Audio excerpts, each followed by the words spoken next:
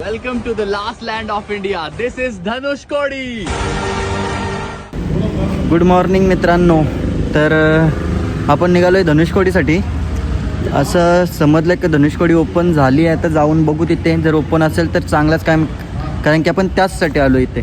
एवढ्या लांबून ट्रॅव्हल करून आपण त्यासाठीच आलो आहे, कारण की धनुषकोडी हा इंडियाचा लास्टचा रस्ता आहे, जो तिथनं पुढे श्रीलंका चालू होते, काहीतरी 18 किलोमीटर अंतरावर.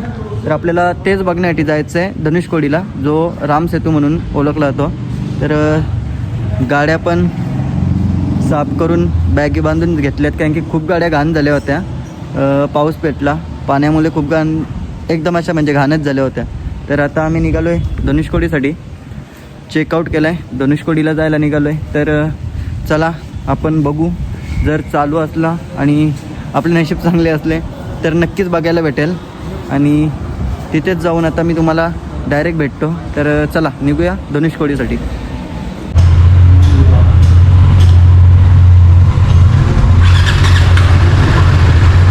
चला, गाडी पण चालू करून घेतली आहे आणि आपण हॉटेल सोडतोय आणि आपण आता जातोय. मला तर वाटतं तो पांबन ब्रिज आहे त्याच्या इकडे. धनुषकोडीसाठी आपण नंतर जाणारच असं मला आता वाटायला लागलं आहे. पांबन ब्रिज आलेलं आहे आणि काल पण आपण इथं आलो होतो, पण फोटो काढायला नव्हता भेटला, त्यासाठी आपण आत्ता आलोय.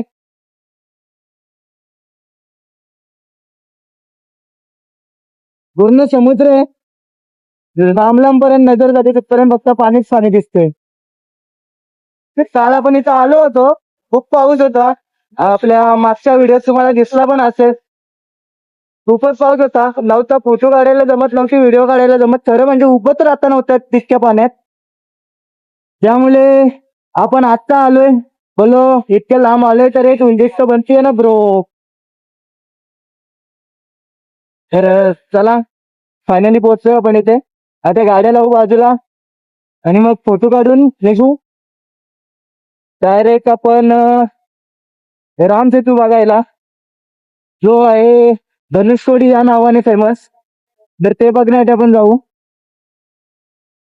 हा बघा ब्रिज, हा इकडनं ट्रेन येते, ट्रेनचा ब्रिज आहे तो, आणि पूर्ण समुद्रच समुद्र आहे. खूप लांब पर्यंत ब्रिज आहे. पाणी बघा किती निळं आहे. काल जो पाऊस होता त्याच्याने तर असं वाटत होता इथे उभा पण नाही राहावा, इतका बेकार वातावरण होता काल. आणि आज बघा एकदम शांत. तर चला फोटो विटो काढून घेऊ, कारण की आपल्याला लेट होतोय. आपल्याला जायचंय धनुषकोडीसाठी, जो इथनं काहीतरी 25 ते 30 किलोमीटर आहे पुढे. मित्रांनो ट्रेन पण आली बघा. ह्या ब्रिज वरनं ट्रेन जाताना बघितली. तर हा बघा किती लांब आहे ब्रिज, खूपच लांब आहे, पूर्ण समुद्र आहे. खाली पाऊस बघा, काल पाणी इतका होता का खाली बघवत नव्हता. आज एकदम निळा निळा समुद्र दिसतोय, एकदम मस्त वाटतंय बघायला. आणि हे बघून आपण निघणार आहोत धनुषकोडी बघायला, जी इथनं 25 ते 30 किलोमीटर पुढे. तर चला आता फोटो काढून घेतो आणि मग निघतो धनुषकोडीसाठी. चला तर फोटो काढून झालेत आपले, आणि आता आपण निघतोय धनुषकोडीसाठी, डायरेक्ट धनुषकोडीसाठी. पोलीसवाले पण आलेत, गाड्या थांबून नाही देत, तिकडे पुढे आहेत पोलीसवाले. तर चला धनुषकोडीसाठी चलो.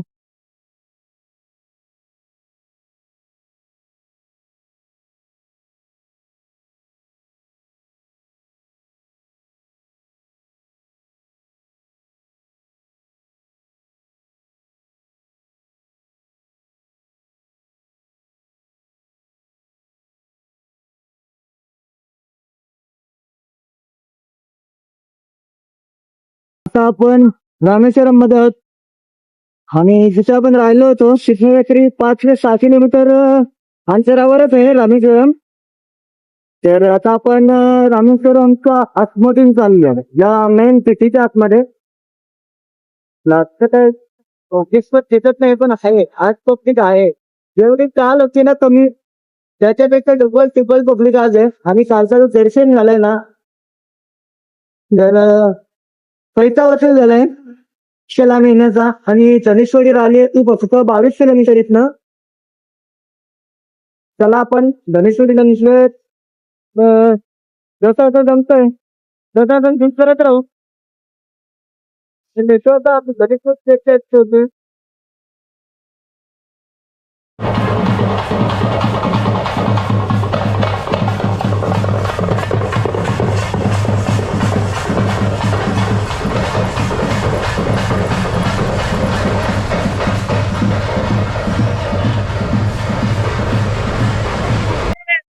हे काहीतरी नवीनच होतं.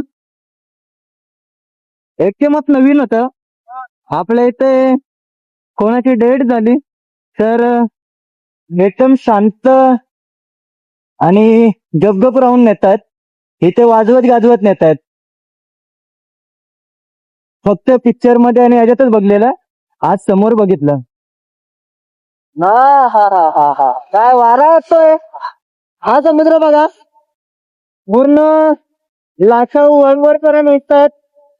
आणि या साईडला बघा एकदम शांत.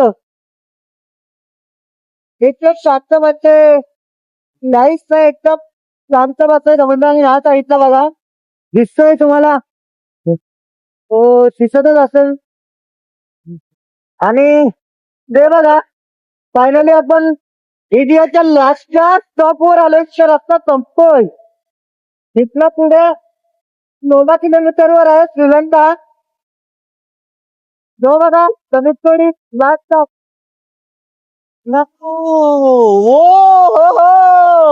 आणि जो बघितलं स्वप्न आज पूर्ण झालाय. धनुष्कोडीला आम्ही बाईक घेऊन आलो. आणि ते बघा चौथे स्टॉप.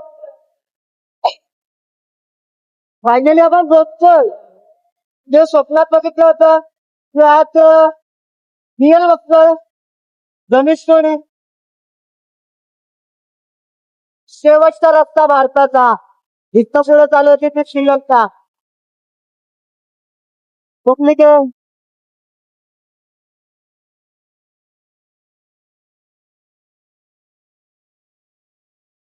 तर आपले नशीब चांगले होते, त्यामुळे आपल्याला इथे यायला भेटलंय. धनुष्कोडी बघायला भेटली, कारण की कालपर्यंत धनुष्कोडी पूर्ण बंद होती, जी आज ओपन झाली आहे.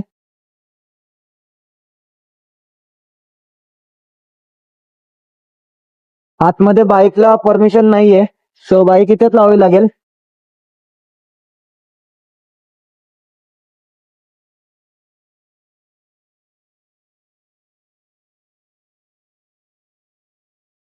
मित्रांनो, जो बघितलेला होता स्वप्न बाईक घेऊन येण्याचा धनुष्कोडीला, तो आज पूर्ण आलाय.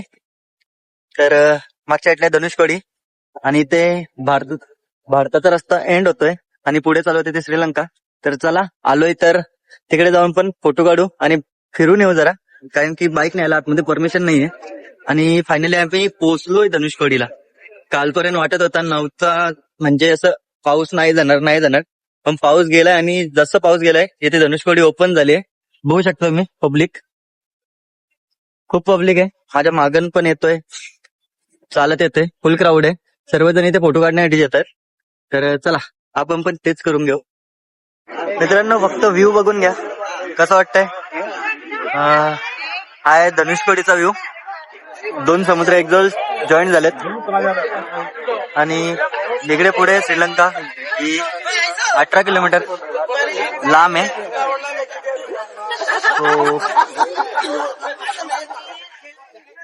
खाली बसलो आपण, फोटो काढून झालेत. ह्या बघा शेल्डनचा अजून फोटो काढायचे बाकी आहेत. जसं शिप पब्लिक वाढत चालले. आणि हा बघा, तर फायनली आम्ही आलो धनुष्कोडीला. मस्त वाटतं एकदम. तर आता आपण निघणार आहोत कुठे जायला, कन्याकुमारी. तर आता इथनं निघू आम्ही, तो जाऊ डायरेक्ट कन्याकुमारीला. तर चला रस्त्यात भेटतो तुम्हाला. मित्रांनो चला, धनुष्कोडीवरनं फायनली आपण निघालोय कन्याकुमारीसाठी. 350 किलोमीटर आहे कन्याकुमारी इथनं. तर चला निघूया कन्याकुमारीसाठी, कारण खूप लांबचा पल्ला आहे.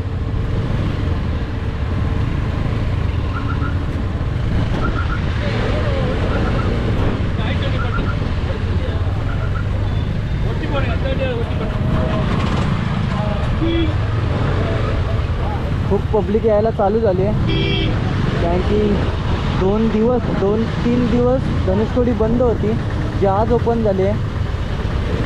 आणि त्यामुळे आज पब्लिक खूपच येते. खूप मोठी लाईन लागली आहे गाड्यांची. आपण आलो होतो तेव्हा काहीच नव्हते.